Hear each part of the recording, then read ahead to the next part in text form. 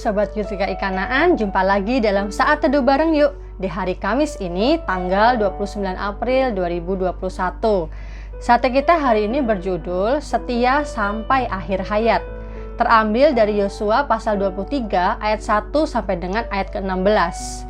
Yuk kita baca bareng-bareng. Lama setelah Tuhan mengaruniakan keamanan kepada orang Israel ke segala penjuru terhadap semua musuhnya, dan ketika Yosua telah tua dan lanjut umur, dipanggilnya seluruh orang Israel, para tua-tuanya, para kepalanya, para hakimnya, dan para pengatur pasukannya, dan berkata kepada mereka, "Aku telah tua dan sangat lanjut umur, dan kamu ini telah melihat segala yang dilakukan Tuhan Allahmu kepada semua bangsa di sini demi kamu. Sebab Tuhan Allahmu dialah yang telah berperang bagi kamu. Ingatlah, aku telah membagikan dengan membuang undi bangsa-bangsa yang masih tinggal ini kepada suku-sukumu menjadi milik pusakamu. Seperti juga semua bangsa yang telah kulenyapkan hari itu, mulai dari sungai Yordan sampai ke laut besar, di sebelah matahari terbenam. Dan Tuhan Allahmu, dialah yang akan mengusir dan menghalau mereka dari depanmu, sehingga kamu menduduki negeri mereka seperti yang dijanjikan kepadamu oleh Tuhan Allahmu. Kuatkanlah benar-benar hatimu dalam memelihara dan melakukan segala yang tertulis dalam kitab hukum Musa, supaya kamu jangan menyimpang ke kanan atau ke kiri, dan supaya kamu jangan bergaul dengan bangsa-bangsa yang masih tinggal di antaramu itu, serta mengakui nama Allah mereka dan bersumpah demi nama itu, dan beribadah atau sujud menyembah kepada mereka.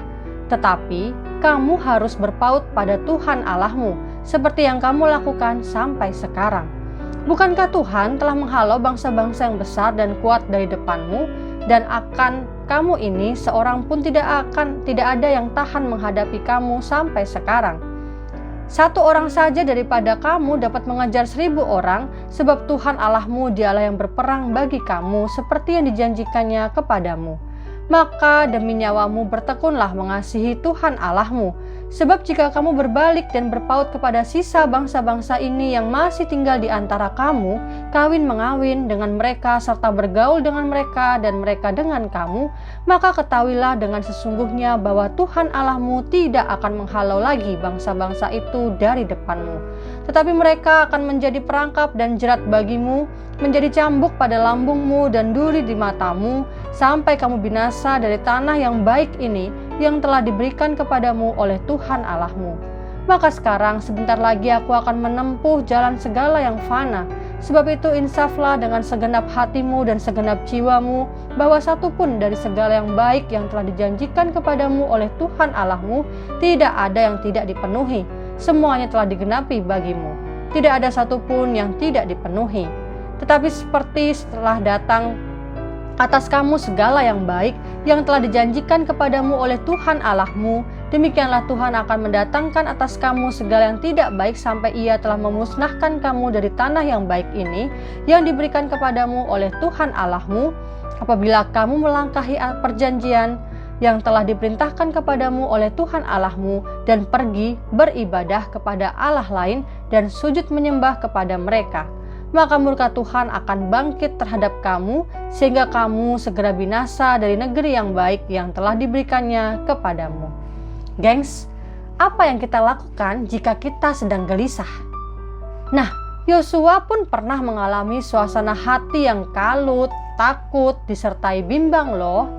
Namun, saat menjelang akhir hayatnya, Yosua itu tidak mau dikuasai kegelisahan.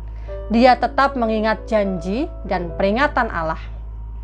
Gengs, Yosua itu sudah tua dan lanjut umurnya. Pada momen itu dia memanggil para pemimpin Israel. Mereka adalah tua-tua, hakim, dan pengatur pasukan. Di usia senjanya, dia ingin memberikan petuah penuh makna. Yosua mengingatkan kebesaran kuasanya dalam kehidupan Israel. Allah melakukan perkara besar demi kebaikan mereka. Misalnya nih, Dia telah memberikan Israel negeri yang menjadi milik pusaka mereka. Atas semua kebaikan itu, gengs, Yosua mendorong umat Israel agar hidup sesuai kehendaknya. Yosua ingin agar mereka taat melakukan hukum, dan ketetapan Tuhan. Umat Israel dilarang bergaul dengan bangsa penyembah berhala. Dengan begitu mereka akan tetap setia menyembah Allah saja. Mereka harus terpaut kepada Allah dan mengasihinya. Nah gengs, jika Israel dapat hidup seperti itu, maka Allah menjanjikan kemenangan besar bagi mereka. Tuhan akan menghalau semua musuh Israel. Namun, jika mereka menyimpang dari kehendak-Nya, kehancuran besar akan menanti. Nah gengs, Yosua telah setia mengabdi sebagai hamba Allah. Karya kasih-Nya kepada dirinya dan Israel selalu sempurna. Ini memperlihatkan bahwa Allah selalu setia kepada umat-Nya. Jadi setiap umat juga harus hidup setia dengan melakukan kehendak-Nya sebagai bukti loyalitas kepadanya. Gengs, marilah kita menjalani kehidupan dengan sukacita. Allah selalu menjamin kebaikan asal kita patuh kepadanya. Kehendak-Nya akan selalu membawa kita pada hidup berkemenangan. Jangan lamban untuk mengucap syukur dalam segala keadaan. Kuatkan langkah kita untuk mengikuti kehendak-Nya. Hingga sampai akhir hayat kita tetap setia menjadi umat-Nya. Tuhan memberkati. Hai sahabat Kristus. Halo semua, ketemu lagi di sesi Saat Teduh Youth GKI Kanaan. Gimana hari ini saat teduhnya? Ada hal baru lagi kan yang kita sama-sama belajar teman-teman. Nah, kita belajar dari kisah Yosua dan bangsa Israel ya, tentang bagaimana kalau hari ini kita diingetin nih supaya kita belajar untuk mengikuti Tuhan sampai akhir hayat kita. Oke teman-teman, nah mari kita bersatu dalam doa ya. Tuhan Yesus yang baik, terima kasih untuk hari ini Engkau memberikan kami kesempatan sehingga kami hari ini boleh mengikuti saat teduh hari ini. Kami berdoa supaya Tuhan memberikan kami kekuatan, supaya kami belajar untuk bisa tetap setia mengikuti perintah Tuhan bahkan sampai akhir hayat kami. Terima kasih Tuhan, kami menyerahkan segalanya ke dalam tangan pimpinan-Mu. Engkau berkati hari ini supaya kami bisa melakukan hal-hal yang lebih baik lagi daripada hal yang kami lakukan kemarin. Terima kasih Tuhan, dalam nama-Mu kami berdoa. Amin. Teman-teman, jangan lupa loh untuk bagiin saat teduh kita ke teman-teman yang lain ya. Oh iya teman-teman, kita itu setiap hari Sabtu ada namanya Zoom Fellowship. Nah loh, jadi teman-teman always stay tune ya. Dan ayo kita sama-sama ramein yuk Zoom Fellowship kita setiap hari Sabtu jam 7 malam. So, teman-teman tunggu aja nih, linknya ada di grup Line ataupun grup WhatsApp. Oh iya, buat teman-teman yang mungkin suka ada pertanyaan nih tentang hal-hal yang berbau rohani atau mungkin masalah-masalah pribadi atau sedang dalam pergumulan, teman-teman boleh langsung aja ya DM Instagram Youth GKI Kanaan.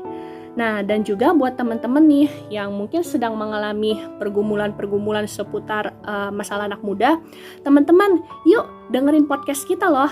Di situ ada banyak tema-tema yang menarik yang pastinya relate banget sama kehidupan kalian. Nonton deh episode 36 tentang tujuan hidup. Dan nanti episode selanjutnya kita akan ngebahas tentang quarter life crisis. Oke, teman-teman, sekian saat teduh kita hari ini. Tuhan Yesus memberkati. Bye-bye. Kalian tahu gak sih bedanya customer service sama podcast youth?